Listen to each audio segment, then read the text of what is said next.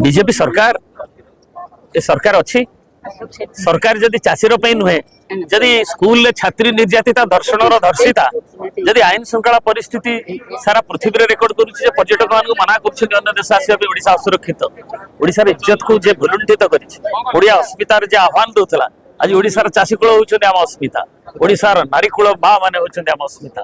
एवं ताकू जे धोखा देइछन्ति प्रतारणा देइछन्ति एटा जळ जळ हेकि 20 मास 21 मास रे पदार्पण करछ जो 21 प्रतिश्रुति देइथला बीजेपी क्षमता को आसीबा आगे 2 नंबर प्रतिश्रुति था चाषी कूलर स्वार्थ रक्षा करेंगे 21 प्रतिश्रुति आज 21 मास रे पूरण होगा जाऊँगी सरकार आज सब प्रतारणा परिणत हो चाषी माने 193,000 टन आमर धान उत्पादन सब कहले आम सब नहीं 31% मात्र पेमेंट 24 घंटे लोक चाषी पाऊना खेब सेटा को देखिक आम सभापति नवीन बाबू आह्वान देते प्रति जिले में आम डेमोन्स्ट्रेशन करा लोकों रोष चाषीर रोष मार चाषीर लुह एवं मार कोह एवं ता प्रतिफलित होता एवं राज्य स्तर में आज नवीन उपस्थित पुणी शाणित प्रखर